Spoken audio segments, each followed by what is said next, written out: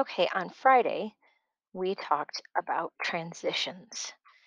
And we talked about how transitions help your story to flow from one to the next. Okay, it makes it so it doesn't sound so choppy. Um, it gives it direction, and we gave you all of these examples of transitions, so that you don't have to use then, or and. Okay. Um, There are so many transitions to choose from that we want you to use uh, a variety to make your story more interesting. Okay. Um, and I had you highlight the different transitions that you saw just in this one story.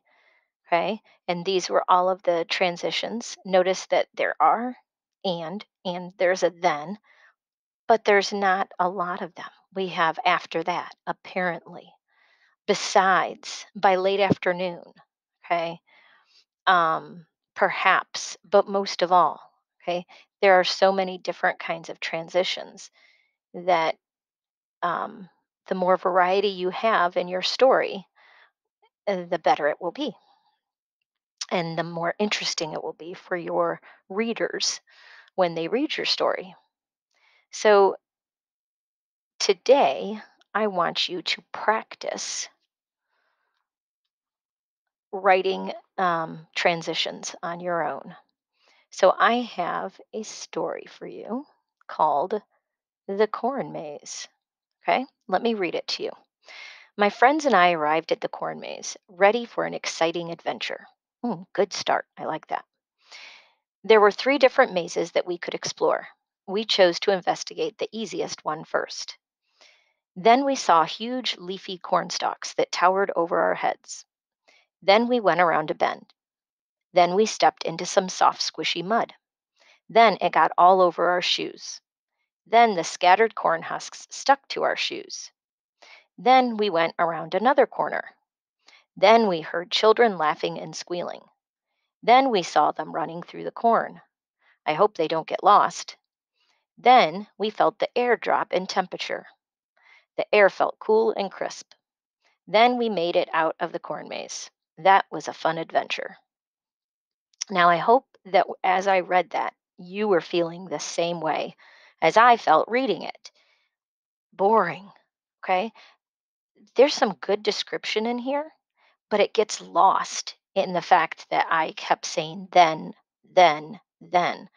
So even when you have good descriptive phrases and good description in your stories, if you constantly are doing then this happened, then this happened, then this happened, your readers are still going to be bored, and they're still the description is going to be lost on them, because the only thing that they're going to remember is then. So all of this good description that's in this paragraph is lost because the only thing I remember is then. Okay. So your job, your task here is to rewrite this using better transitions.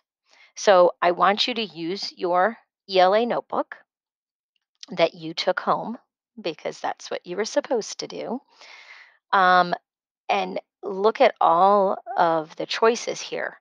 So use this to help you as you rewrite this paragraph. Now, as I'm looking at this, I see, um, first of all, this first part, I put it down here because you do not have to rewrite that. That's a good beginning. So um, I put it down here. You can just start right here. Okay. And continue this story. So, this first part, my friends and I arrived at the corn maze, ready for an exciting adventure. There were three different mazes that we could explore. We chose to investigate the easiest one first. That part you do not have to rewrite. So, what I would do is, um, first, I would think, okay, this first part, when we saw huge leafy corn stalks that towered over our heads, that was the first thing they did. So, like, as I entered the corn maze or something, okay? Um, have your characters here actually enter the corn maze. Um, so think about what is happening in the story. Think about the purpose that your transition needs to be, and then it'll be easier for you to go back here and choose. Okay, um, which transition would best fit there. Also, a lot of these sentences can be combined. Okay, so as I'm looking at this. It says we ran around the bend. We stepped in some soft, squishy mud.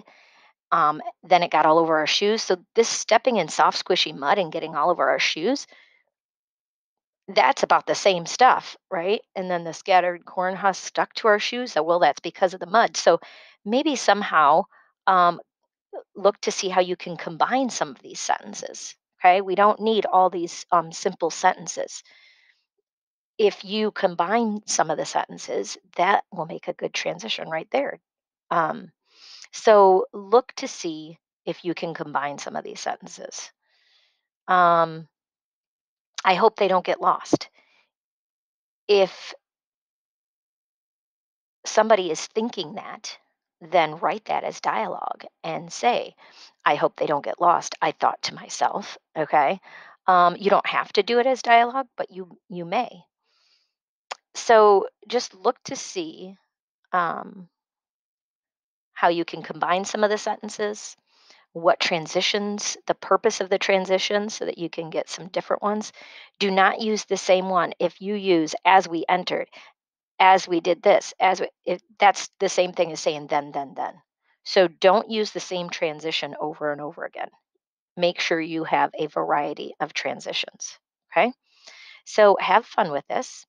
I don't want you to change uh, what is being said in the paragraph. I just want you to maybe combine some of the sentences to make it better, um, and then add your transitions. Okay. So I want the information that's in this paragraph to be the same. I just want transitions to be better. And combining sentences is a way to um, have better transitions. Sometimes you don't need a transition. Sometimes you can just go right on to the next thing you're doing and you don't have to have a then. You can just write it out. So have fun with it. Figure out how you want to do this. And then when you come back on Tuesday, we're going to share some of these in class. So make sure you're prepared. All righty. This will be a Google Classroom assignment. So go to Google Classroom and complete this, and then be ready to share them on Tuesday. Enjoy your day.